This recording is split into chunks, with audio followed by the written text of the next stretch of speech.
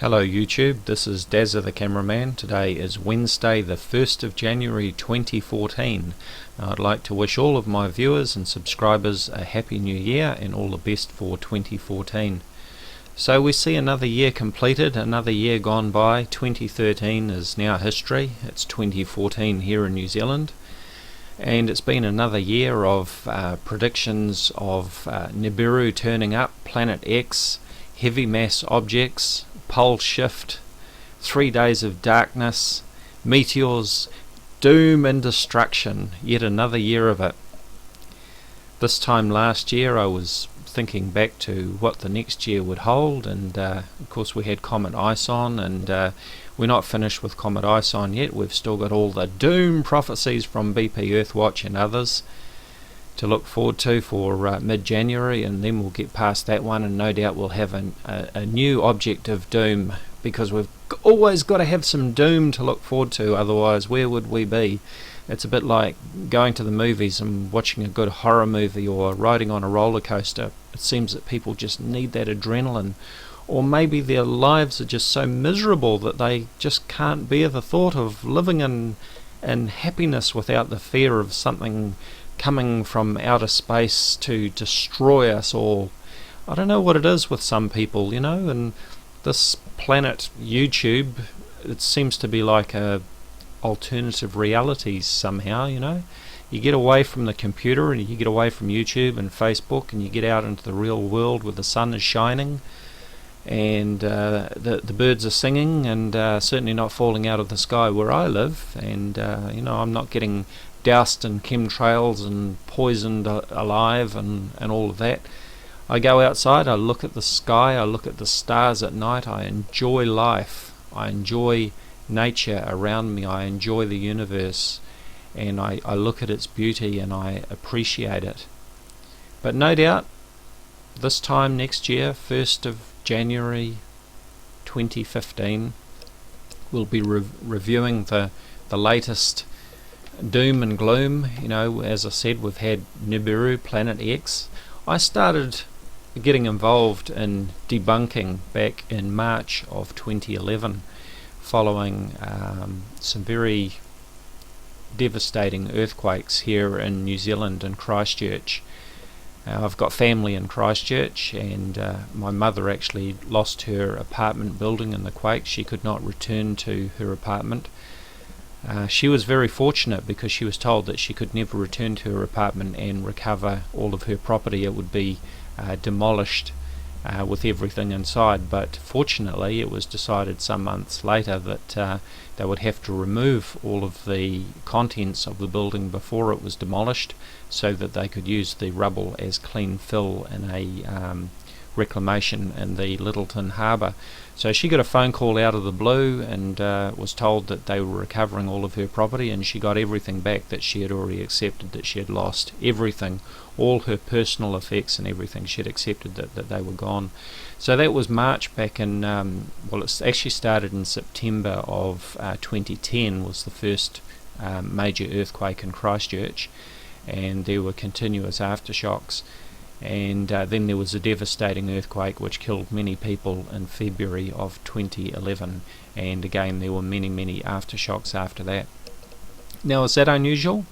Yes, it is unusual to get a specific event, because things like that don't happen all over the place all of the time, of course, but we as humans have very short memories, and on a longer time scale, of course, yes, there are major earthquakes, especially if you live in areas like New Zealand, which is on the Pacific Rim of Fire. Just like Japan, we get a lot of earthquakes here, and there have been many major earthquakes here in New Zealand over a longer time scale. The last really devastating earthquake before the Christchurch earthquake was back in 1931 in Napier, and my father felt that one. He was about 10 years old when that one hit, and many people were killed in that earthquake.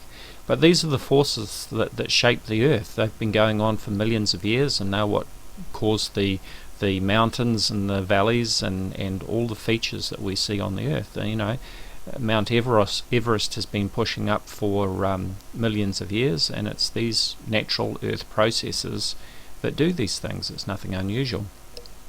So it's not Nibiru, it's not Planet X, it's not Tyrrell's heavy mass object in our solar system. And as I say, getting back to the point I was making, I've been doing this since March 2011, when a New Zealander, Mr. Ken Ring, was making all sorts of predictions about earthquakes that were supposed to happen based on the cycles of the moon. And he forecast that there would be a massive earthquake in Christchurch on the 20th of March 2011, which was when we had the supermoon event for that year, and the moon was at its closest, I believe, in 18 years. So he was making big predictions of massive earthquakes in Christchurch, and thousands of people actually left town because they were so fearful of more earthquakes. And of course the massive earthquake that he forecast did not happen on that date. Just more needless fear-mongering, and just causing anxiety for people who are already very vulnerable. That's where I got involved, debunking these claims. I checked back on the history of earthquakes in New Zealand, and found that there was no link between the moon phases and major earthquakes in New Zealand, at least. In fact, I found, if anything, that there seemed to be more major earthquakes on dates that weren't full moon or new moon, when the sun, the moon and the earth are almost in a straight alignment. So I've watched Tyrrell 03, I've watched another favourite was Alexander Retrov back in 2011, who was saying that, hey, maybe 2012 is just a big conspiracy so that people would be deceived and caught out when the real event happens in 2011 instead. And he predicted 3 days of darkness and massive earthquakes, magnitude 15 earthquakes he was talking about, which of course is impossible if you actually understand how the magnitude scale actually works. A magnitude 15 earthquake is impossible from seismic activity. You would need to have something like another body such as a planet hitting the Earth to generate that sort of force. It just can't be generated within seismic activity. It's impossible. And his 3 days of darkness that we were supposed to see in September of 2011, what did we see 2 years later in 2013? We saw Patty Broussard recycling all of the nonsense that Alexander Retrov had been spewing out in 2011. So no 3 days of darkness, no magnitude 15 earthquakes, and of course pole shift was another one. I'm still waiting to see this pole shift, and here's a call out for Lance Lee Osborne on Facebook, who's always going on about pole shift, and Mr. Maverick Star is another one on YouTube. Still waiting to see this pole shift. Now, people keep posting items saying that pole shift has occurred. The Earth's axis is off by I think I saw Mr. Maverick Star say something like it's gone from 23.5 degrees to 45 degrees. Well, please tell me, if that's the case, why is the northern pole star Polaris right where it should be, right where it has been for a very long time? Yes, it drifts very slowly, but it's still right where it should be, about 2/3 of 1 degree from the northern celestial pole. And why is it that we don't have to suddenly realign our satellite dishes to point at those satellites in Earth orbit? If the Earth is shifted on its axis, and we're not talking about magnetic pole shift, we're talking about a physical pole shift. If the Earth is tilted on its axis like this, then all the satellite dishes pointing at those geosynchronous satellites in the sky, they should be pointing in the wrong direction. But they're not. They're exactly where they should be. So there's 2013. No doubt we'll have another year of it once we've all forgotten about Comet Ison, and January has been and gone, and we haven't been bombarded with massive mile-wide meteorites and fireballs that BP Earthwatch was predicting. A new object of doom will be chosen. There'll be a new asteroid that's heading our way, or a new comet. Comets seem to be a favourite, don't they? People seem to pick on one comet at a time, like it was Comet Elenin back in 2011 and Comet Ison in 2013. But what about all the other comets? You know, currently there are more than 200 comets within our solar system, but what about Comet Encke or Comet Lovejoy or Comet Linear? You know, where is all the doom and gloom about those ones? You know, I just don't get it.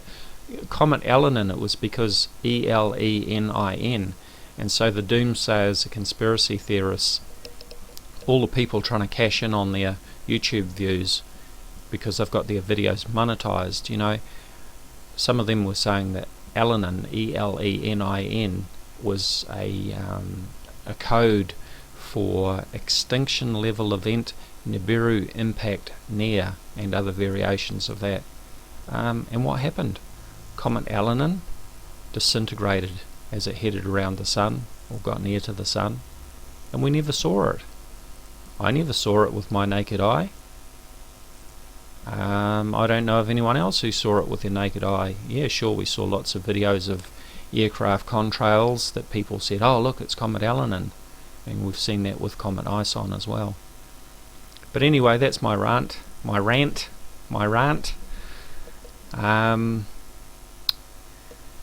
Wishing you all well for 2014. Don't let the doomsayers get you down. Don't be a prisoner of fear and anxiety. All of this stuff is nonsense.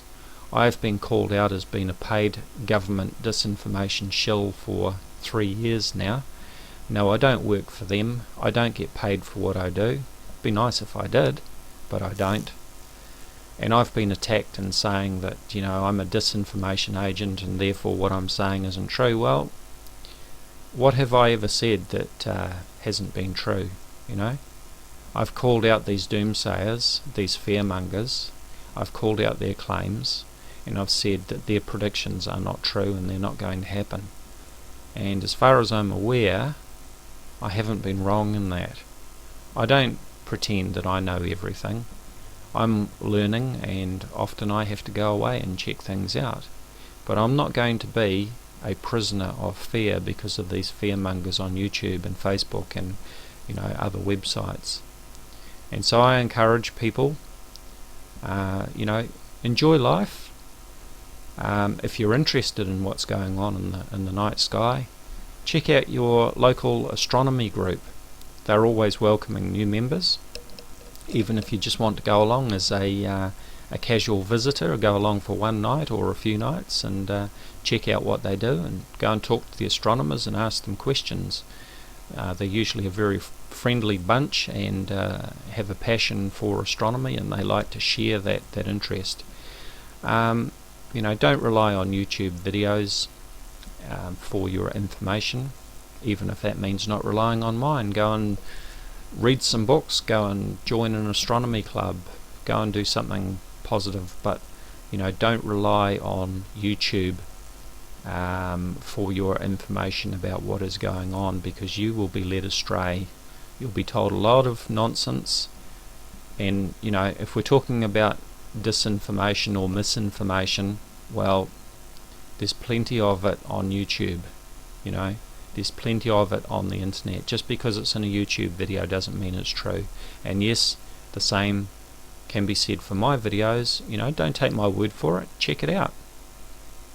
But anyway, I stand by what I say. So anyway, wrapping this up, wishing you all a very happy and prosperous 2014. I hope that all your dreams come true. Be safe, everyone, and thank you for watching my videos throughout the year. Thank you to my subscribers, and all the best. Thank you for watching.